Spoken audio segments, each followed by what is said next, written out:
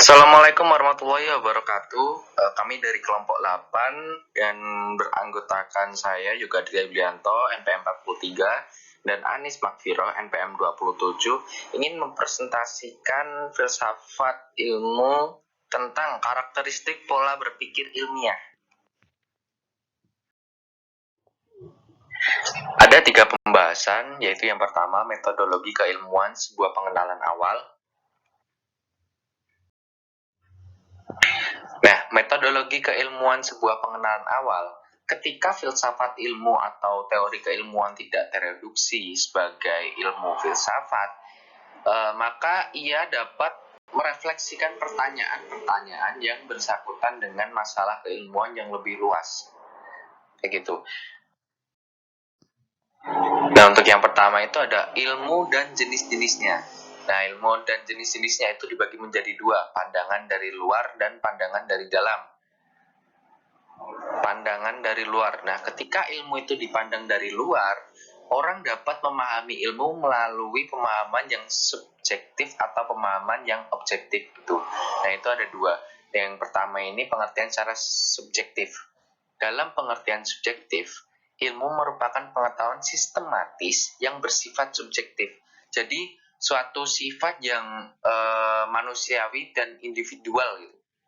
Jadi menurut Bacon, ilmu adalah kekuasaan. Misalnya, jika orang yang memiliki ilmu utang atau ilmu dagang, maka akan memahami hukum-hukum perhitungan atau berhitung menurut ilmu utang dengan benar atau ilmu dagang dengan benar gitu. Jadi, barang siapa meneliti, belajar dan sebagainya, dialah yang telah berusaha untuk memiliki pengetahuan yang sistematis. Nah, pengertian secara objektif dalam objektif, ilmu itu bukanlah pengetahuan, melainkan sebuah kerangka dari serangkaian kalimat atau rumusan objektif. Jadi ilmu itu tidak berada pada dirinya sendiri, tetapi juga bisa berada pada manusia secara perseorangan gitu. Jadi tidak hanya pada diri sendiri.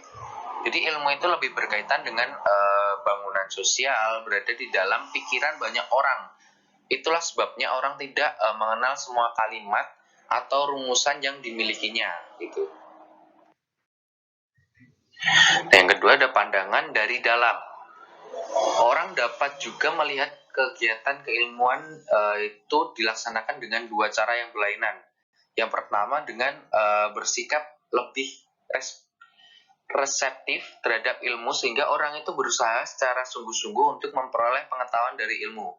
Nah, yang kedua, dengan bersikap lebih aktif, yaitu dengan mengambil bagian lebih produktif, lebih aktif, lebih terjun ke dalamnya dalam rangka untuk menciptakan dan mengembangkan sebuah ilmu gitu. Jadi keduanya itu tidak berarti sama, sebab yang pertama itu berkaitan dengan filsafat atau ajaran keilmuan, sedangkan yang kedua ini lebih bersangkut paut dengan penelitian keilmuan. Nah, yang kedua ini ada ajaran keilmuan reseptif. Jadi sebagai ajaran keilmuan semacam itu, ilmu dapat dibeberkan sebagai sebuah reaksi dengan 7 argumen. Jadi bisa guru, murid, bidang, ajaran, institusi, alat-alat bantu, kesadaran, dan latar belakang kesejarahan gitu. Yang semuanya itu mempunyai struktur yang sama.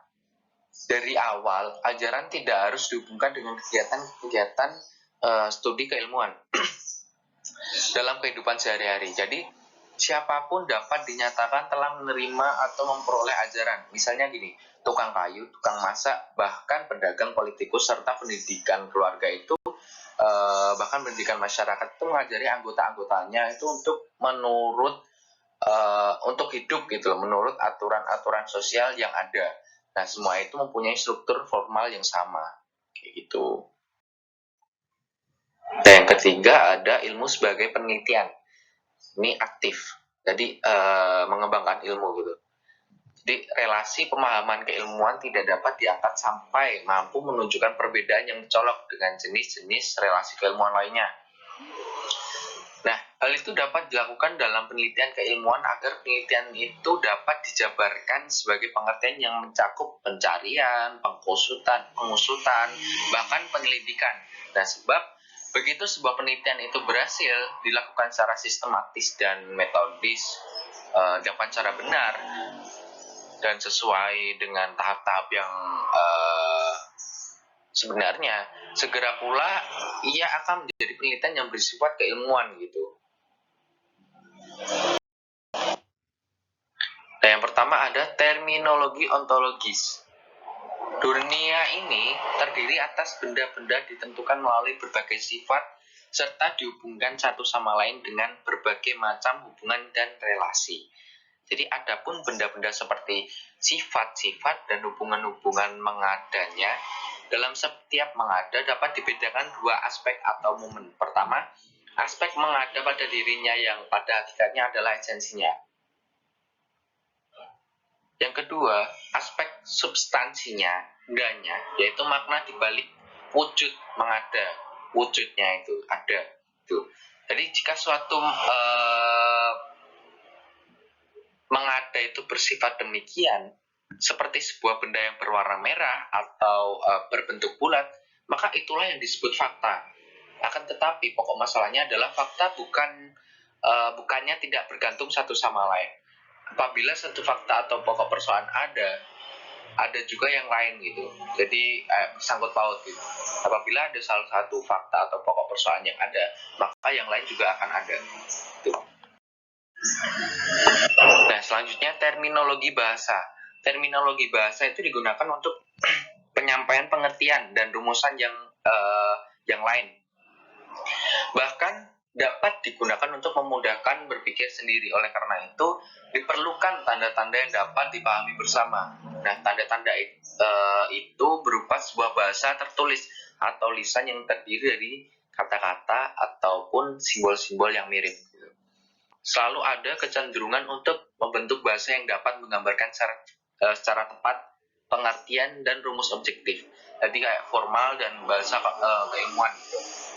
Nah, selain itu, bahasa juga mempunyai peran yang sangat besar dalam pengenalan kemanusiaan. Oleh karena itu, analisis bahasa dan pemaknaan bahasa menjadi bagian penting dari metode pengetahuan. Tanda bagi sebuah pengertian objektif disebut nama, sedangkan bagi sebuah kalimat objektif itu disebut pernyataan. Gitu. Jadi, bahasa ini sangat penting sekali dalam metode pengetahuan. Yang ketiga ada terminologi epistemologi. Nah, terminologi epistemologi adalah rumusan objektif yang selalu berkaitan langsung dengan benar atau salah gitu. Jadi artinya gini, apabila sesuatu dengan fakta yang ada, maka sebaliknya rumusan dianggap salah apabila itu tidak tepat gitu. Dalam arti, jika ia tidak sesuai dengan fakta yang ada, maka kata kebenaran itu dapat diartikan sebagai sifat dari sebuah rumusan atau pernyataan di dalamnya mengandung hal yang sesuai dengan fakta atau pokok persoalan. Jadi bandingkanlah misalnya rumusan tentang eksistensi manusia atau pernyataan tentang kebenaran relatif. Apakah benar? Apakah sesuai dengan fakta atau tidak? Nah, kebenaran seperti rumusan ini menjadi penyusunan pernyataan keilmuan dan sekaligus menjadi tujuan akhir dari pengertian atau pengetahuan keilmuan. Oleh karena itu, pengertian kebenaran kemudian menjadi hal yang sangat penting di dalam metodologi keilmuan, kayak gitu. Nah, untuk pembahasan pokok yang kedua adalah objek ilmu dan kewajiban manusia. Yang pertama yaitu pengertian dari sains. Jadi ada banyak pengertian sains menurut para ahli, tapi saya cuma mengambil dua. Sains adalah pengetahuan yang sistematis yang diperoleh berdasarkan hasil pengamatan, penelaahan, dan percobaan yang dilakukan untuk mengetahui prinsip-prinsip alam. Itu menurut Webster's New World College Dictionary. Nah, ada menurut Spon tahun 1970 menyatakan sains itu merupakan suatu kumpulan pengetahuan yang dapat dibuktikan secara eksperimental, sistematis, mengenai hubungan-hubungan antara fenomena kompleks dunia fisik, kayak gitu. Nah, selanjutnya ada manfaat sains. Manfaat sains yang pertama itu mengungkap suatu kebenaran. Jadi dengan sains yang berada di dalamnya ada ilmu-ilmu, banyak ilmu, itu bisa mengungkap suatu kebenaran fenomena dunia ini kayak gitu. Yang kedua ada menambah pengetahuan agar lebih terampil dan dalam mengarungi bahtera hidup. Jadi dalam sains kita bisa menambah pengetahuan kita agar lebih terampil dalam menyikapi atau mengarungi perjalanan hidup kayak gitu. Dan yang ketiga ada memperkirakan suatu kejadian yang akan terjadi. Jadi dengan sains kita bisa mengira-ngira. Mungkin gini, contoh gini, setelah tsunami kita bisa mengira-ngira maka akan terjadi apa sih setelah tsunami itu. Jadi kita bisa mengira-ngira suatu apa yang akan terjadi selanjutnya. Gitu. Terus yang keempat itu ada mengendalikan alam agar sesuai dengan yang diharapkan. Jadi dalam sains kita bisa mengendalikan alam agar sesuai dengan yang diharapkan. Gitu. Yang selanjutnya ada meningkatkan pemahaman terhadap suatu gejala alam. Jadi dengan sains kita bisa mengetahui gejala-gejala alam yang ada di dunia ini gitu loh. Jadi untuk meningkatkan pemahaman kita terkait gejala alam yang terjadi di suatu tempat atau suatu kejadian kayak gitu. Yang selanjutnya ada menjelaskan proses sebab akibat dari suatu kejadian. Jadi sains itu bisa menjelaskan suatu kejadian. Jadi bisa menjelaskan sebabnya, sebab akibat dari kejadian yang sudah terjadi gitu. Nah, yang terakhir ada menghasilkan sesuatu yang berguna untuk kehidupan umat manusia. Jadi menghasilkan sesuatu. Jadi dengan sains kita bisa menghasilkan sesuatu yang berguna untuk kehidupan umat manusia. Contoh kayak sekarang itu kayak teknologi, kayak vaksin COVID. Nah, itu bisa kita peroleh dari kita telah memahami sains gitu. Dengan sains kita bisa menghasilkan sesuatu yang berguna untuk kehidupan umat manusia ke depannya. Nah, struktur ilmu itu sebenarnya banyak sebenarnya. Nah, menurut The New Encyclopedia Britannica, mengelompokkan sains yang dimiliki manusia itu berdasarkan beberapa pohon ilmu. Di antara pohon ilmu itu tersebut sebagai berikut, yaitu yang pertama ada ilmu logika. Nah, apa sih yang dibahas dalam ilmu logika? Itu ada yang pertama sejarah logika, filsafat logika, dan ada juga logika formal, metalogika, dan logika terapan. Itu yang akan dibahas dalam ilmu logika. Nah, terus ada yang kedua ada ilmu matematika. Nah, apa sih yang dibahas dalam ilmu matematika? Nah, yang dibahas dalam ilmu matematika itu ada yang pertama itu ada sejarah dan landasan matematika. Gitu. Terus yang kedua ada cabang-cabang dari matematikanya itu yang ada di dalam matematika. Itu yang pertama ada teori himpunan, terus ada aljabar, ada geometris, analisis, dan sebagainya gitu. Nah, di dalam ilmu matematika itu juga ada penerapan-penerapan dari matematika. Yang pertama ada matematika sebagai ilmu berhitung. Nah, yang kedua ada statistika, ada analisis numeris, ada teori automata, ada teori matematis, teori informasi, bahkan matematika tentang teori fisika. Itu yang dibahas, beberapa yang dibahas dalam ilmu matematika. Dan ada juga ilmu alam. Nah, apa sih yang dibahas di dalam ilmu alam gitu? Itu ada sejarah ilmu, filsafat ilmu, bahkan ilmu-ilmu fisika. Nah, ilmu-ilmu fisika itu ada beberapa, yaitu yang pertama ada sejarah ilmu fisika, sifat dasar lingkup astronomi dan astrofisika, dan sifat dasar dan lingkup fisika, bahkan sifat dasar dan lingkup kimia. Nah, di dalam ilmu alam itu juga ada ilmu biologis. Nah, ilmu biologis itu apa aja? Jadi ilmu biologis itu di dalamnya ada perkembangan ilmu biologis. Terus ada sifat dasar, kemudian ada lingkup, dan metodologi ilmu biologisnya. Dan yang terakhir ada filsafat biologis. Nah, di ilmu alam itu juga ada ilmu kedokteran dan disiplin ilmu yang tergabung dalam ilmu kedokteran. Itu yang membahas, itu yang pertama, sejarah ilmu kedokteran. Yang kedua ada bidang-bidang praktik atau penelitian medis khusus. Jadi ada cabang-cabang bidang-bidang praktik dalam kedokteran. Nah, yang ketiga ada disiplin ilmu yang tergabung di kedokteran. Nah, ada juga ilmu sosial dan psikologis.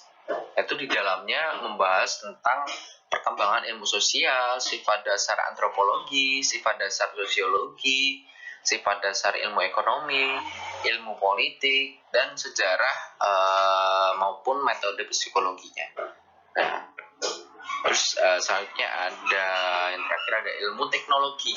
Jadi ilmu teknologi itu di dalamnya membahas tentang sejarah ilmu teknologi. Terus bagaimana ilmu teknologi itu dilihat dari segi akademika dan profesional keinsinyuran. Nah itu. Terus ada sifat dasar dan cakupan ilmu pertanian. Terus dan sebagainya. Masih banyak lagi ilmu teknologi. Tuh. Nah selanjutnya ada ilmu filsafat.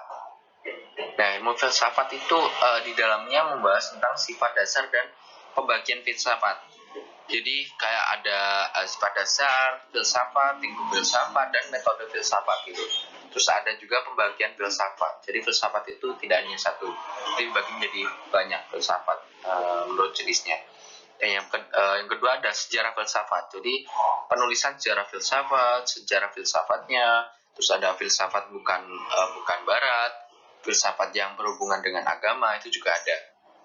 Yang ketiga ada aliran dan ajaran filsafat. Nah, aliran-aliran filsafat yang ada di barat, terus ada teori, dan eksistensi, dan teori pikiran, teori pengetahuan dan daya budi. Terus yang terakhir ada teori perilaku. Nah, tapi menurut The World Book Encyclopedia membagi sains itu menjadi 4. Itu yang pertama ada matematika dan logika. Jadi contohnya kayak aritmatika, aljabar, dan statistik. Yaitu yang ada pada yang diakuin The World Book Encyclopedia. Yang kedua ada ilmu fisika. Nah contohnya itu kayak kimia, geologi, meteorologi, dan fisika. Yang ketiga ada ilmu kehidupan. Nah contohnya itu ada zoologi, botani, fisiologi, taksonomi, bahkan ekologi.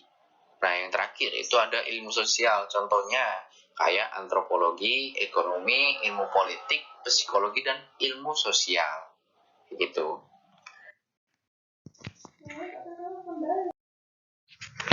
Nah, selanjutnya itu ada konsep teori dan paradigma.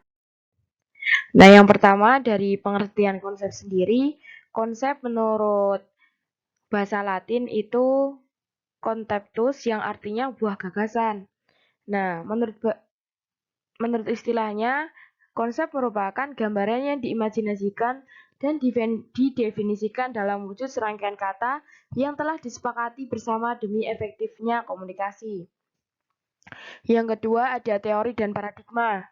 Teori menurut bahasa Latin itu teoria yang artinya perenungan, dan menurut bahasa Yunani itu ada thea yang artinya cara atau hasil pandang. Nah, pengertian teori bisa didefinisikan sebagai gambaran atau hasil penggambaran secara reflektif secara tentang fenomena yang dijumpai dalam pengalaman indrawi manusia. Terus ada pengertian paradigma. Paradigma adalah suatu kerangka konseptual yang telah diterima bersama pada suatu tahap perkembangan keilmuan sebagai dasar berpikir epistemologis yang baru guna mengembangkan teori-teori baru. Nah, paradigma ini ada 2 teori yang mendasarinya. Yang pertama itu paradigma klasik yang falasafati, yaitu alam ide yang metafisik adalah sumber segala kebenaran. Dan yang kedua ada paradigma saintisme, yaitu empiris dan positifisme, yaitu alam pengalaman adalah sumber kebenaran. Nah, yang ketiga itu ada teori a priori yang berkategori normatif dan teori a posteriori yang berkategori positif. Nah, teori a priori yang berkategori normatif itu pengertiannya adalah Ajaran yang normatif adalah sebuah statement mengenai kebenaran yang kebenarannya sudah benar dengan sendirinya. Jadi ini sebuah kebenaran yang sudah ada kayak gitu. Nah, teori adalah kebenaran menurut kenyataan empirisnya yang dibuktikan berdasarkan ukuran betul atau keliru, yaitu true or false. Dan selanjutnya ada teori a posteriori yang berkategori positif, yaitu teori yang dipandang sebagai sesuatu yang terwujud yang dibuktikan dengan ada tidaknya keniscayaan realitas di duniawi. Dan selanjutnya yaitu teori-teori paradigma Aristotelian. Menurut Aristoteles, alam semesta adalah keteraturan hasil manifestasi ide Tuhan yang maha sempurna, sehingga mengisyaratkan ada tujuan subjektif Tuhan yang final, yaitu tak perlu diragukan lagi dan tidak mungkin diganggu gugat. Nah, alam semesta ini adalah tertib yang kodrati, yaitu telah sempurna dan harus senantiasa terjaga. Nah, menurut Gottfried Wilhelm Leibniz tahun 1646 sampai 1716, yaitu pemikir garis Aristoteles, kebenaran adalah kehidupan semesta yang telah dikuasai perintah keselarasan yang telah terwujud secara pasti sejak awalnya. Nah, keyakinan Tuhan ini ada dan ia adalah sang kholik dan penciptaan ini didasari suatu intensi dan alasan yang mengisyaratkan adanya tujuan final yang ilahi. Yang selanjutnya ada teori-teori paradigma Galilean. Menurut Galileo, hukum alam semesta adalah keteraturan hasil akhir suatu proses yang acak, sebab akibat antar faktor. Nah, alam semesta adalah suatu himpunan fragmen yang jumlahnya tidak terhingga, yang secara interaktif berhubungan dengan proses kecocokan yang berlangsung secara terus-menerus, sampai kelak tiba pada titik final. Semesta yang sebagai jaringan kausalitas eksis di tengah alam indrawi yang objektif, berada di luar rencana dan kehendak siapapun, yang karena itu tidak sekalipun tunduk pada perintah alami yang berlaku universal. Awalnya, para penganut teori ini di masa itu dianggap sebagai penganut sekte sesat. Karena para agamawan sangat berpegang teguh pada keyakinan bahwa universal order berhakikat sebagai good order. Nah, yang keenam ada positivisme, yaitu alam semesta adalah suatu himpunan fenomena yang berhubungan secara interaktif dalam jaringan kausalitas dan sekalipun dinamis, juga deterministis dan mekanistis. Nah, fenomena satu sebagai penyebab atau akibat dari fenomena lain. Jadi adanya suatu fenomena itu karena diakibatkan dari yang lain dan akan menghasilkan fenomena yang lain juga. Nah, menurut Auguste Comte tahun 1798 sampai 1857, yaitu Bapak Sosiologi, menyatakan bahwa konsep dan metode ilmu pengetahuan alam dapat menjelaskan alam kehidupan kolektif manusia. Kehidupan manusia selalu terlepas dari kehendak dan rencana siapapun yang subjektif. Perintah hukum sebab akibat berlaku universal dan mutlak yang dikemas dalam paradigma rule of law. Nah, yang selanjutnya yaitu berpikir positivistik, yaitu berpikir non-teologis, yaitu terarah. Sehingga akibat mestilah secara logis dan lugas diterima sebagai konsekuensi terjadinya suatu sebab. Yang ketujuh ada mempertanyakan penggunaan metodologi monisme kaum positivis dalam kajian-kajian sosial. Kaum positivis menganut paham monisme dalam ihwal metodologi keilmuan. Dalam kajian sains hanya ada satu metode, yaitu science method, yang secara objektif benar untuk digunakan dalam kajian ilmu pengetahuan alam, hayat maupun sosial kultur. Sehingga untuk menemukan pengetahuan yang diakui kebenarannya perlu mengukuri metodologi yang sama, yaitu mengikuti prosedur untuk memperoleh pengetahuan yang bersih, bersifat evaluatif, dan sulit diukur sebagai variabel. Fenomena adalah realitas indrawi yang objektif, sehingga tidak mempersoalkan isi kandungannya yang normatif, etis, maupun estetis. Menurut Max Weber, bahwa suatu unsur intensi atau kehendak manusia haruslah ikut diperhitungkan dalam kajian yang bersangkutan dengan kehidupan manusia yang real. Hukum sebab akibat ini dikaji dengan atau tanpa eksperimen dalam kehidupan manusia, tidak sepenuhnya ada di dalam objektif. Menurut kaum positivis, mempelajari perilaku benda-benda mati dalam fisika dan mempelajari perilaku manusia yang konon mempunyai jiwa dan roh tidak berbeda. Hal ini karena kedua macam perilaku dalam arah berbeda ini sama-sama dikontrol oleh hukum. Sebab akibat hanya dapat dijelaskan sebagai perintah yang berlaku secara universal. Nah, pada abad ke-20 diselenggarakan pertemuan ilmuwan dari berbagai kalangan disiplin sedunia di Wina pada tahun 1928. Positivisme semakin tampil meneguh keyakinannya akan kebenaran monisme dalam metodologi ilmu pengetahuan. Nah, berikut paradigma saintismenya. Dari pertemuan ini ditegaskan bahwa hanya ada satu metode untuk menemukan pengetahuan yang akan diakui kebenaran menurut tolak ukur ilmu pengetahuan, yaitu mengikuti aturan prosedural untuk memperoleh pengetahuan tentang suatu fenomena. Nah, fenomena ini adalah fenomena dan sebagai objek sains fenomena secara nominal, yaitu realitas indrawi yang objektif. Oleh karena itu, dalam sains tak perlulah orang yang mempersoalkan isi kandungan normativisme, etis, maupun estetis.